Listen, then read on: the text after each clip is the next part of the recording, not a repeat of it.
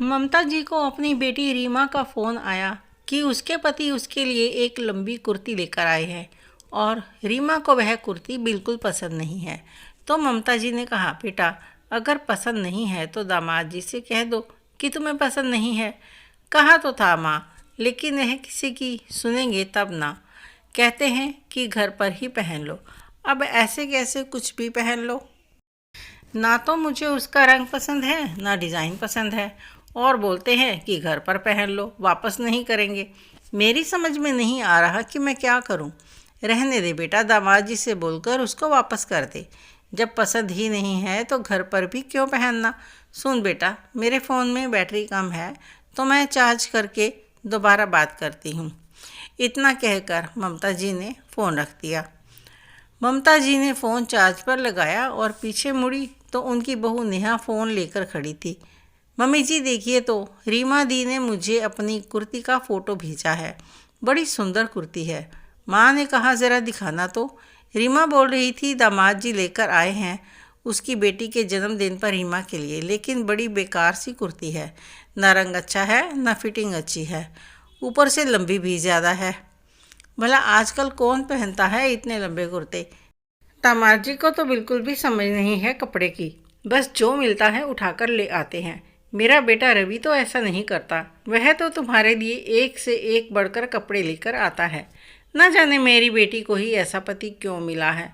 Fashion की तो समझ ही नहीं है, बस लेकर आ गए तो पहनना ही पड़ेगा। पर मम्मी जी, यह तो कुर्ती अच्छी है, इतनी भी बुरी नहीं है। और वैसे आपकी जानकारी के लिए बता दूं कि आजकल लंबे कुर्ते का फैशन है और जीजा जी शहर के बड़े मॉल से कुर्ती खरीद कर लाए हैं। कम से कम 4 से 5 हज़ार की होगी। बहू ने बड़ी शालीनता से अपनी बात रखी। अभी सास बहू की बात चल ही रही थी कि रीमा का फ़ोन फिर से आ गया और पता चला कि इस बात को लेकर रीमा और उसके पति दोनों में झगड़ा हो गया है। बस फिर क्या था, झगड़े के बाद दामाद जी घर से बाहर निकल गए और रीमा ने यहाँ फ़ोन कर दिया और अपने मन की भड़ास निकालना शुरू कर दी। जब रीमा का मन भर गया तो उन्होंने फ़ोन रख दिया और ममता जी अब शुरू हो गई अपने दामाद को उल्टा सीधा बोलने।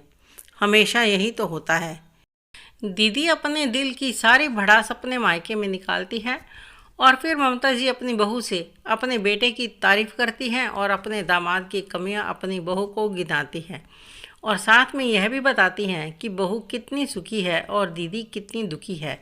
तभी ममता जी की आवाज़ बहू के कानों में पड़ी, तू बता बहू, क्या कभी रवि ने ऐसा किया है? वह तो ऐसे नहीं लड़ता, ऐसी ज़रा ज़रा सी बात पर। बस एक हमारा दामाद ही ऐसा है।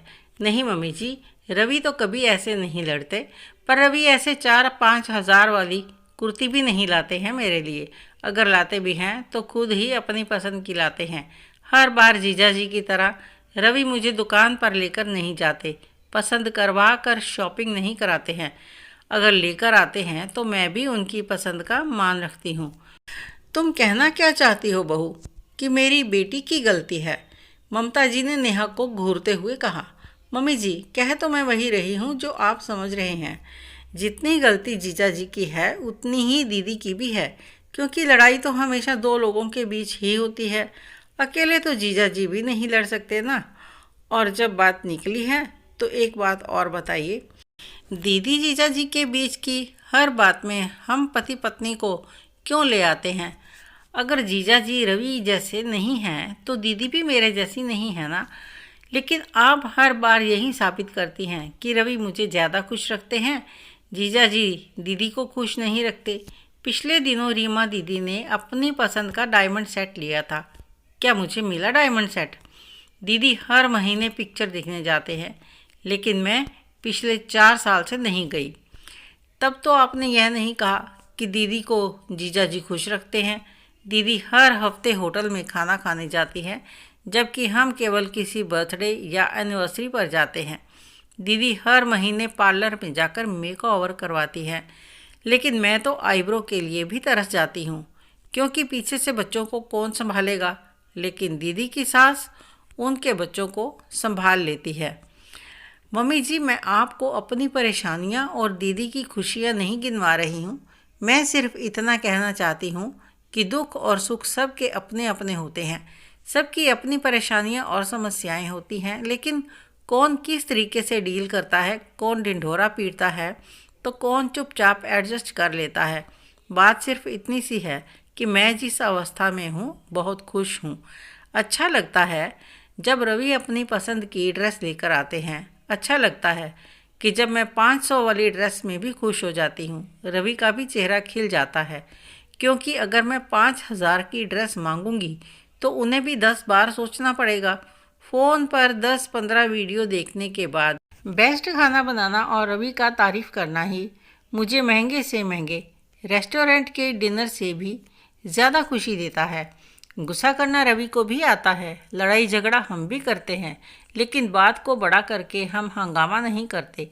एक कहता है तो दूसरा सुनता है। एडजस्टमेंट तो सभी को करनी पड़ती है। मैं भी एडजस्ट कर रही हूँ और शायद रवि भी मेरे साथ एडजस्ट कर रहा है। यह सब तो किसी को दिखाई नहीं देता। दिखाई देती है तो हमारे बीच की खुशियाँ। मम्मी जी, आप क्यों बार बार मेरी खुशियों से दीदी की खुशियों को कंपेयर करती हैं? एक बार मेरी परेशानी और समस्याओं से भी तो कंपेयर करके देखिए, तब आपको एहसास होगा कि कौन कितना खुश है और कौन हर बात में खुशियों के पल ढूंढता है। मैं यह नहीं कहती कि मैं रवि के साथ खुश नहीं हूँ। हम दोनों साथ हैं, हम दोनों के बीच प्यार है, एक दूसरे की इज्जत करते हैं। मेरे लिए यही सबसे बड़ी खुशी है और मैं आपसे हाथ जोड़कर विनती करती हूँ कि दीदी और जीजा जी का रिश्ता अलग है और हम पति पत्नी का रिश्ता अलग है। इसलिए मेहरबानी करके इस रिश्ते को तुलना के तराजू में मत तोलिए और ना ही खुशियों और समस्याओं में कंपैरिजन वाली भावना रखिए, क्योंकि हम सब अलग हैं, सबकी सोच अलग है, व्यवहार अलग है, रहन सहन अलग है। ना मैं दीदी के जैसी हूँ और ना ही जीजा जी रवि के जैसे हैं, इसलिए हमारा रिश्ता भी उनके जैसा नहीं हो सकता। कृपा करके इस बात को समझें। अपनी बात कहकर नेहा चुपचाप अंदर चली गई। नहीं जानती कि ममता जी को कुछ समझ में आया भी होगा या नहीं, लेकिन तभी ममता जी की आवाज़ आई। वह फ़ोन पर रीमा से बात कर रही थी। रीमा, अगर दामाद जी ड्रेस लेकर आए हैं तो अच्छा ही है ना, तुझे इधर उधर शोरूम में भटकने की ज़रूरत नहीं पड़ी। और वैसे भी बहू कह रही थी कि आजकल फिर से लंबी कुर्ती फैशन में आ गई है। अब गुस्सा छोड़ दे और यही ड्रेस पहन ले। अब इमरजेंसी में तुझे कहाँ अच्छी ड्रेस मिलेगी। और यह ज़रा ज़रा सी बात पर लड़ाई झगड़ा तो मत किया कर, थोड़ी शांति रखना सीख। बहू को देख कैसे एडजस्ट कर लेती है, कोई बात मान ले और कोई बात मनवा ले। थोड़ा तू झुक जाया कर, थोड़ा दामाद जी झुक जाएंगे। ज़रा ज़रा सी बात पर घर में लड़ाई झगड़ा होना सही नहीं है। बढ़ते बच्चों पर भी इन सब बातों का असर होता है और परिवार में प्रेम, शांति, आपसी समझ, एक दूसरे के प्रति इज्जत होना बहुत ज़रूरी है, समझी। जा मना ले दामाद जी को, और गुड़िया के जन्मदिन की तैयारी भी तो करनी है। सासू माँ की बातें सुनकर नेहा के दिल को तसल्ली मिली कि शायद आज कंपटीशन की भावना शायद ख़त्म हुई और साथ ही साथ रीमा को भी कुछ सीखने को मिला। उम्मीद करती हूँ कि आगे से रीमा और जीजा जी के बीच छोटी छोटी बातों को लेकर झगड़ा ना हो। क्या बहू और बेटी के बीच और बेटे और दामाद के बीच इस तरीके का कंपैरिजन करना सही है? यह कहानी आपको कैसी लगी मुझे कमेंट करके ज़रूर बताएं। अच्छी लगी हो तो लाइक करें, शेयर करें, सब्सक्राइब अवश्य करें। धन्यवाद।